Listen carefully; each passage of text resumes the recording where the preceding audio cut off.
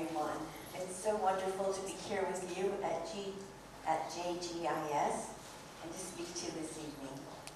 My name is Sonal Ambani, and I'm here to take you through my personal journey, through my art. The first thing, I want everyone to put their hands up in the air like this. Can you all can you clasp them together? And can you stretch 3 times, everybody? 1, 2, 3. And now I'm going to ask you all to say one thing. You need to say it for me. I want you, when we raise our hands, we're all going to say, I can do anything. Let's do it together. I can do anything. I think we can do a little better and a little louder, please. I can do anything. And that's what this journey is about. I'm going to tell you about my sculptures, and I hope they spark curiosity, they spark connection, and they spark love for you.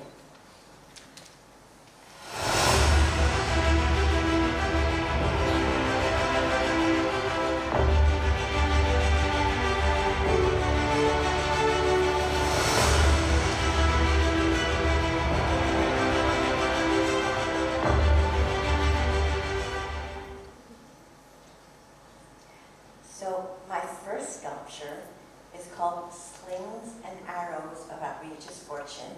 It's from Hamlet from Shakespeare.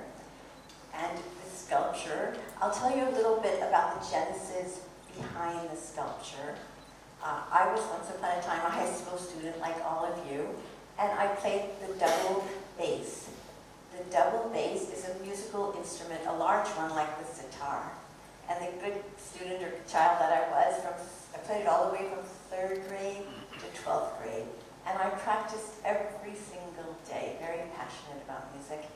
And I was always first base in my school, first position. And I was honored and I was selected to represent the state. That means the best players from all around the state, and it was a very big honor in New York. So when we go on stage, and of course here I am thinking, okay, this person who's practiced their whole life is so good. And once we're on stage, to the left of me was a boy. Now, it's okay if there's a boy, but there was no audition. It was just presumed that a boy would play better than a girl. And that haunted me for years. Now, come full circle, in 2023, from Harvard University, Professor Claudia Golden was awarded the Nobel Prize in Economics for her work on gender bias and gender inequality. And that's what the sculpture talks about, and I'll explain the sculpture to you. So the sculpture consists of 3 parts. One is the bull. The bull is male dominance, the male charging forward. The arrows represent women speaking up all over the world, asking for equality. And the red circle is women united the world over. And what's important about this is that today, even in a country like America, the pay scale is for every $100 a person a man makes, a woman makes $87, and sometimes as low as $67. And here in India, the pay scale in certain jobs, for every 100 rupees a man makes, a woman will make 40 rupees.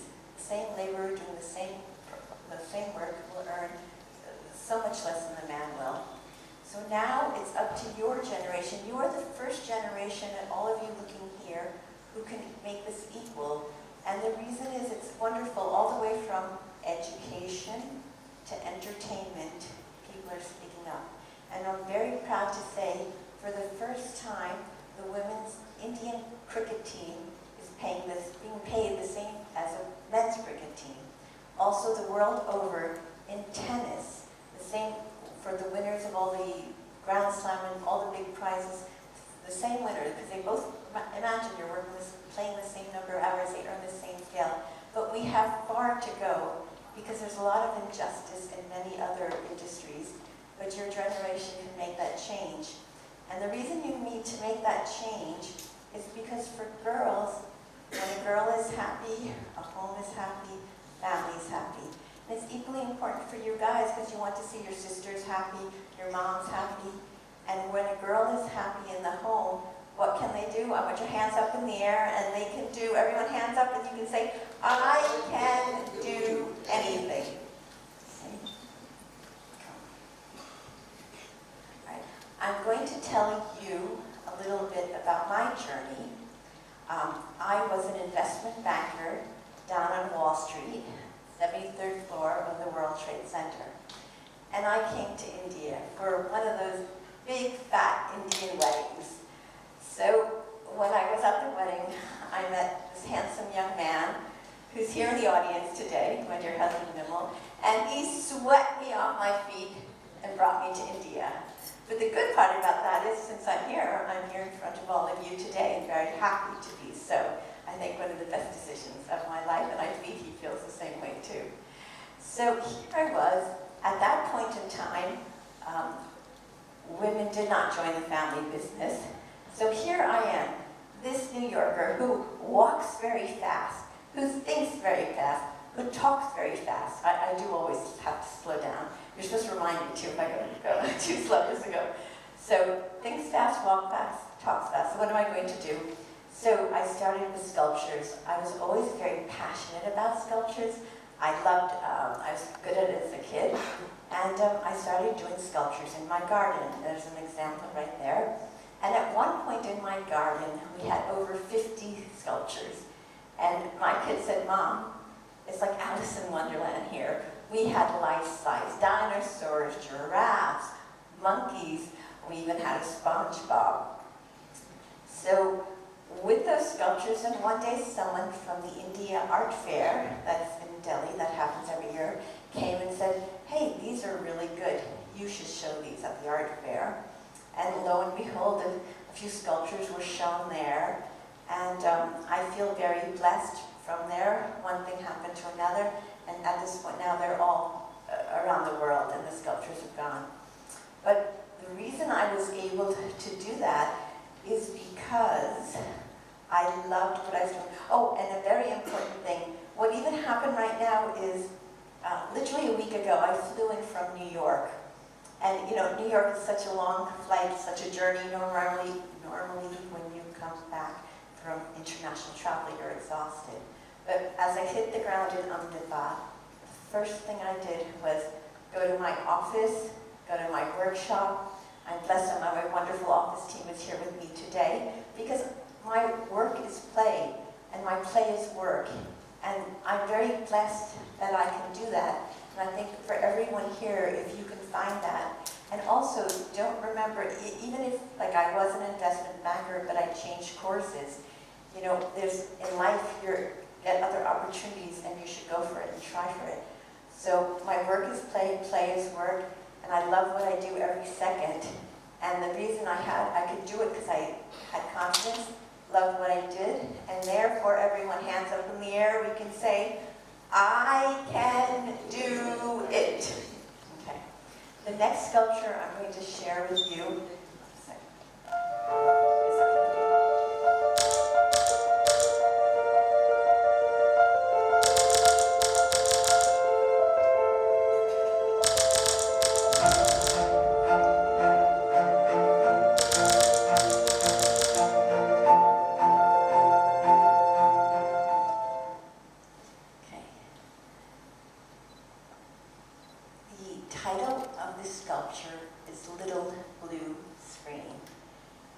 This is a 6-foot diameter globe with a 3-foot base, so it's a 9-foot huge sculpture. And what I'm saying in this sculpture is how technology has taken over our lives. There's a little blue screen inside, and you can see the reflection on the ceiling. And what I'm saying is the night sky is no longer the stars and the moon. The night sky now is Netflix, it's Amazon Prime, it's Instagram, it's Snapchat, it's all the games you kids are gone. It used to be Fortnite. I don't know what the most recent game you're all playing, but even, you know, at my brother's home, it could be one child here and literally the neighbor across the street, but instead of playing with each other, they're playing online. And even the globe is made out of all the icons and of each of these apps that everyone is using today. So what's happened with technology, who would have thought that this little slab of glass that we put in our hand would become an extension? If you don't see your family or your kids for a day or a week even, you know, sometimes you're traveling, you don't think, but if you miss your phone for even 10 seconds, panic strikes and you have to find it. So with technology, what we need to do is remember that we need to go outside now. We're missing humanity. We're missing connecting with people. And no longer looking at the night sky. So can all of you promise me today that when you go home, whether it be from the street, you look out your window, go onto your balcony, if you can to your terrace, and look up at the night sky and see the stars and see the moon. And can you even do this, make a wish on a star for me? Because if you remember in the old days, we'd even sleep on the terrace. I don't think anyone does that anymore because there's no TV on the terrace. There's no internet maybe on your terrace. So one, do that for me. Number two is be out in nature. Because of technology, people stop really going outside. And studies have been shown that when you're even in front of a beautiful flower, when you're in front of a tree, and when you're in the woods, your mind is calmer. And when your mind is calmer, ideas come. And when ideas come, that's when creativity comes. And when your mind is calm, what can you do? Hands up. I can do anything.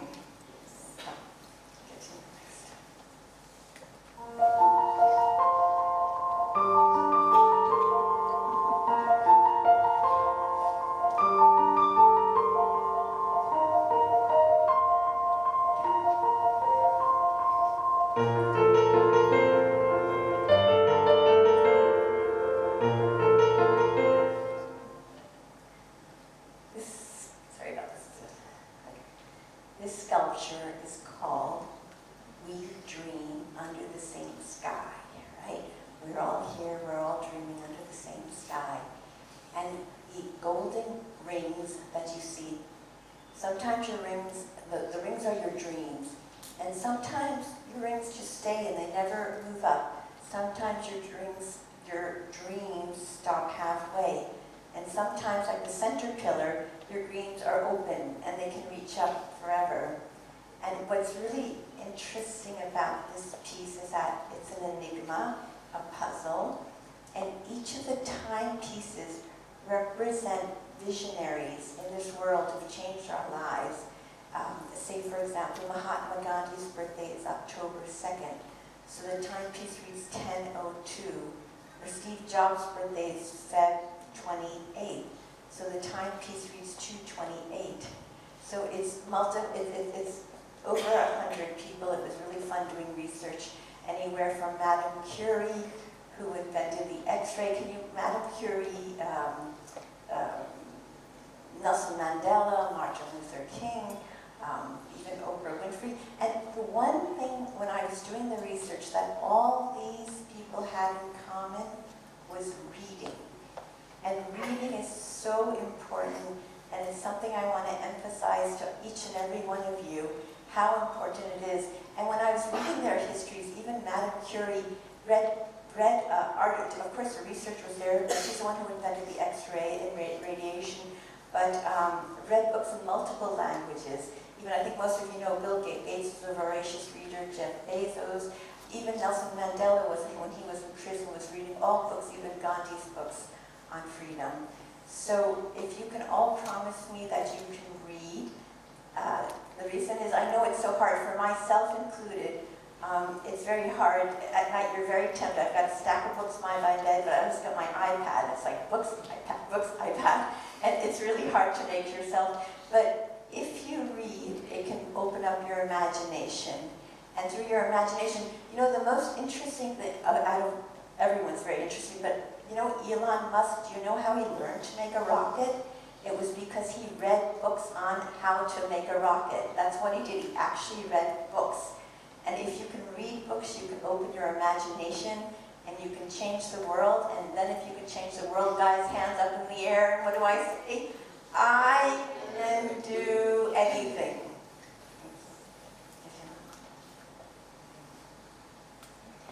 This were just a timepiece, as you can see.